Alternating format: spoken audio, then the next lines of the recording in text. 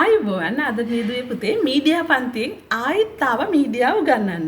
ඉතින් ඔයගොල්ලෝ ටික දවසක් බලාගෙන ඉන්න ඇති ටීචර්යි ප්‍රමාද කියලා. නමුත් ප්‍රමාදයක් නැහැ. මම දන්නවා ඔයගොල්ලෝ YouTube එක පරිශීලනය කරනවා කියලා. මට නිතර මේ ගැන කමෙන්ට්ස් එනවා. ඒක නිසා කිසිම ප්‍රමාදයක් නැහැ. ඔයගොල්ලෝ පුතේ ඔයගොල්ලන්ගේ වැඩ ටික කරගෙන යන්න. මගේ YouTube වීඩියෝ ටික දැනට ඉතාම ප්‍රමාණවත් ඒ කාර්යයන් ටික කරගෙන යන්න. අපි අවසන් වතාවට රිවිෂන් ක්ලාස් එකක් කළා. පාඩම් ටික වෙන වෙනම ඊටාම සාරාංශගතව ඒක නොබෝ දිනකින් ආයෙ මම ආරම්භ කරගෙන යනවා සියලුම වීඩියෝ සකස් කරලා තියෙන්නේ. ඉතින් ඒ ගැන එහෙම තියෙද්දි මම අද ආවේ පොඩි පණිවිඩයක් කියන්න.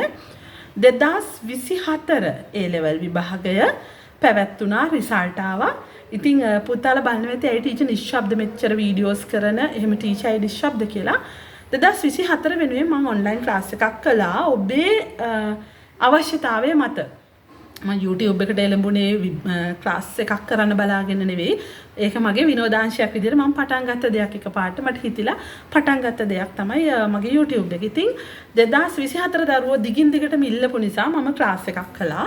ඒ ක්ලාස් එක ඉතාම සරලව කළේ.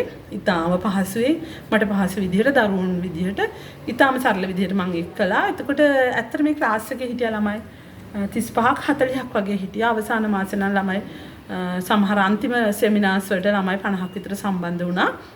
හැබැයි ස්ථිරව මගේ ළඟ හිටිය ළමයි 40කට ආසන්න ප්‍රමාණයක් හිටියා. මම යාළුව Zoom එකෙන් මගේ ක්ලාස් එක පවත්වාගෙන ගියා. ඒ ක්ලාස් එකේදී මම කරපු විශේෂම දේ තමයි මම ක්ලාස් එක නැවත නැවතත් කළා. ඒ කියන්නේ එහෙම උනේ දැන් මගේ ළඟට එනකොට සමහරලාට පළවෙනි පාඩම් මගේ ඇරිච්ච ළමයින්ට මම නැවත 2025 කියලා පන්තියක් දාගෙන ඒකිනුත් කළා. ඒ 25 පන්තිය තාම තියෙනවා. ඒතකොට 2024 ආයව එහෙමම 2025ට සම්බන්ධ කළා පන්ති දෙකෙන්ම අර මගේ ඇරිච්ච ළමයින්ට දෙපැත්තෙන් ක්ලාස් එක කරගෙන ආවා. එතකොට 2024 දරුවන්ට ඔක්කොම කව වෙලා අපි ඇත්තටම MCQ 1500කට වඩා කළා ඒ මාස ගානට. ඊටාම අවුරුද්දක්වත් අපි කරන්න අපිට හම්බුන්නේ නැහැ. නමුත් අපි මේ මාස ගානට ඊටාම ලොකු ප්‍රමාණයක් කළා. MCQ 1500කට වඩා කළා. මම හදන ඒවා කළා, පළාත් පේපර්ස් කළා.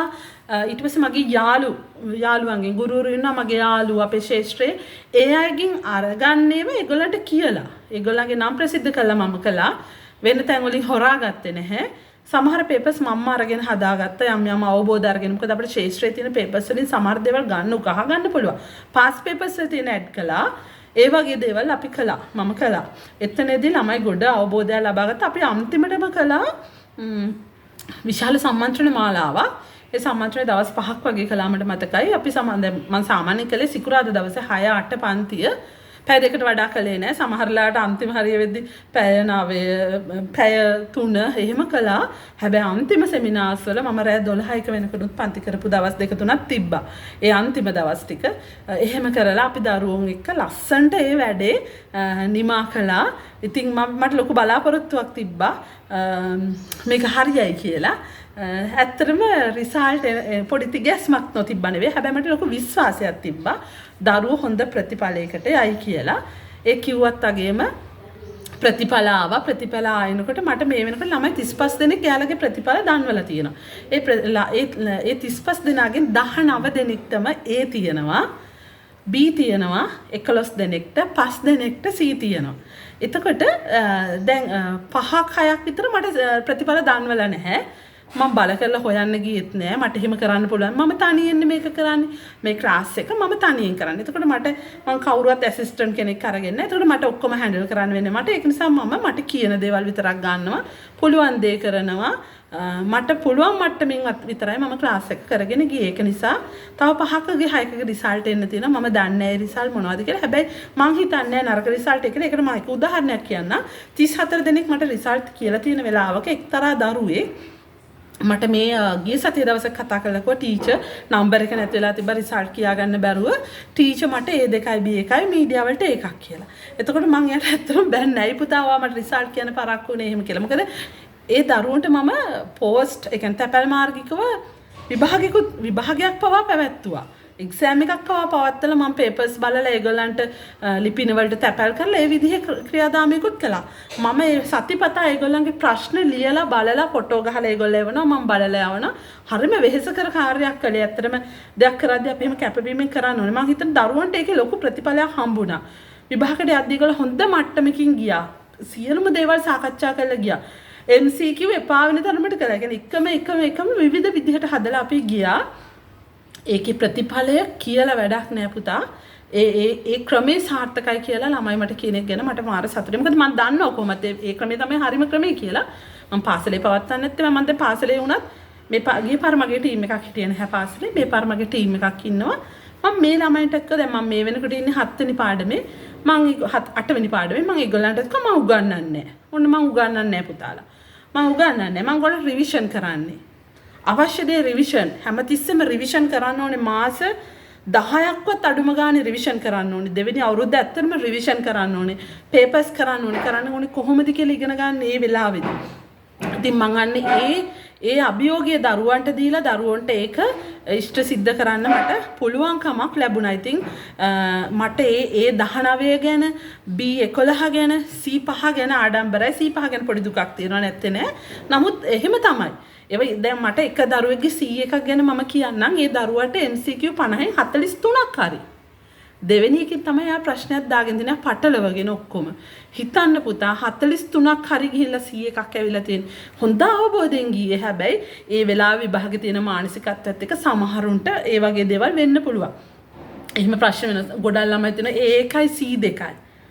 එහෙම ළමයි ඉන්න සමහර දරුවෝ ඉන්නවා මගේ ළඟට මේ වෙනකොට සෙකන්ඩ් ෂයි මන්ද මේ වෙනකොට 2025 ඔන්ලයින් ක්ලාස් එක කරගෙන යනවා 2025ට සෙකන්ඩ් ෂයි මගේ ළඟට එනවා මා විශ්වාස කළා මගේ ළඟට එනවා ඉතින් මට ඒ ගැන මට දුකක් තියෙනවා ඒ දරුවන්ට අනිත් විෂයන් වලට වෙච්ච දේවල් නිසා එහෙම වෙලා තියෙනවා එහෙම ප්‍රශ්නයක් තියෙනවා ඒ වගේ දේවල් වෙන්න පුළුවන් ඉතින් ඒක නිසා ඒ ගැන ප්‍රශ්නයක් නෑ ඒ අපේ ක්‍රමවේදය හරි කියන එක අපේ අත්හදා බලපු එක ඒක හරියටම හරි ගියා මොකද මම එහෙම කියන්නේ අපි මේක කළේ ඔන්ලයින් අසාර්ථකයි කියලා කියන කාලෙක මට පුළුවන් වුණා දැන් මම වුණත් ඔන්ලයින් ගැන හරි බයෙන් ඉන්නේ මම හැමතිස්සෙම මේක කියනවා ඔන්ලයින් ගැන මමත් බයයි මේක කොහොමද දරුවෝ මේක ග්‍රහණය කරගන්නේ කියලා නමුත් මගේ ළඟට ආපු දරුවන්ට ඒ ඔන්ලයින් එක සාර්ථක වුණා ඒගොල්ලෝ මම වදක් දුන්නා ඉතින් ඇත්තටම වද දීලා තමයි මම වැඩ කරේ මම මාක් කරලා තරවටු කරලා ප්‍රශ්න ලියපු නැති අයගේ නම් දාලා එහෙම කළේ එහෙම කරා ඒක සාර්ථක වුණා.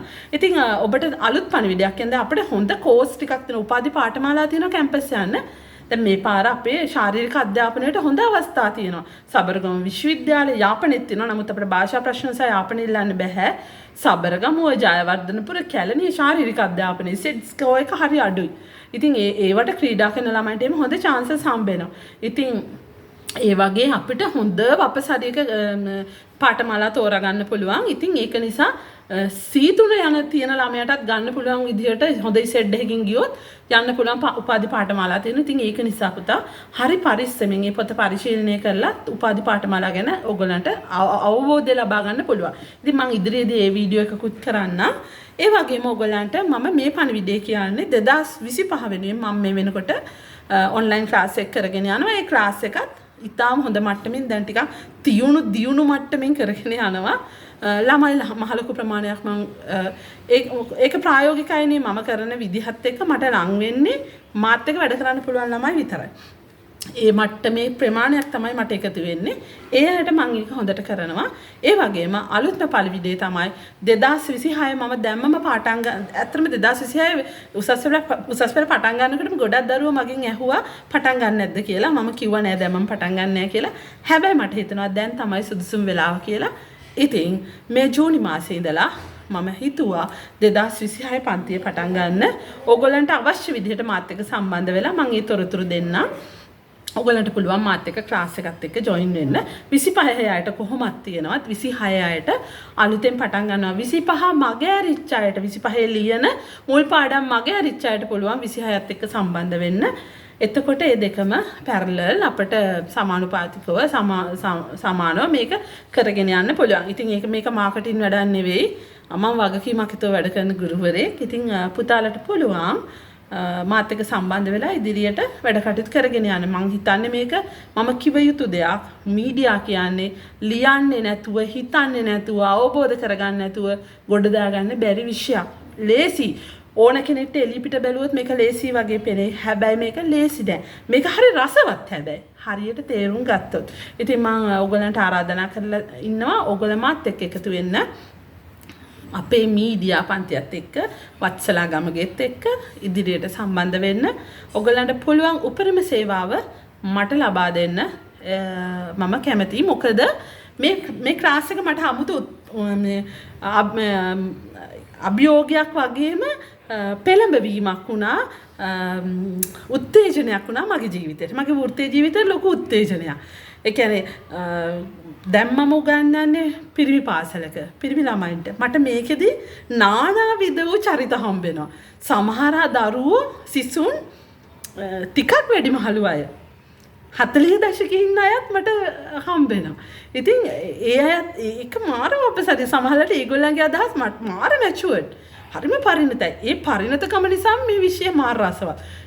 සයන්ස් කරපු අය, මැත්ස් කරපු අය, කොමර්ස් කරපු අය, එක ෂයි එකක් විතරක් ඉතුරු වෙලා තියෙන අය, ඒ ෂයි ඔක්කොම තියෙන. සමහර අය ස්කිප් කරපු අය, සමහර ෂයි ස්කිප් කරපු අය මාත් එක්ක කියන්නේ ටිකක් වැඩිමල් සිසුන් එහෙමනේ ස්කිප් කරපු අයනේ.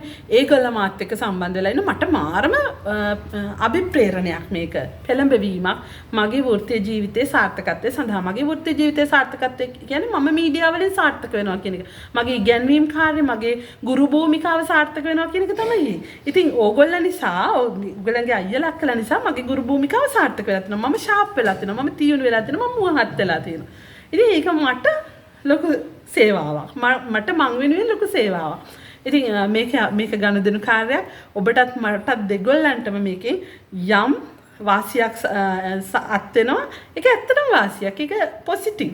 ඒක ධනාත්මක දෙයක් මගේ ජීවිතේ මගේ පැත්තෙන් බලනකොට ඔබටත් දෙයක් ලැබෙනවා, මටත් දෙයක් ලැබෙනවා. ඒක නිසා මේ ගනුදෙනුව යහපත් කරගන්න අපිට ඉදිරියේදී පුළුවන් වෙයි. පුතාලා මාත් එක්ක සම්බන්ධ වෙන්න මීඩියා පන්තියත් එක්ක. අයිබෝවන්.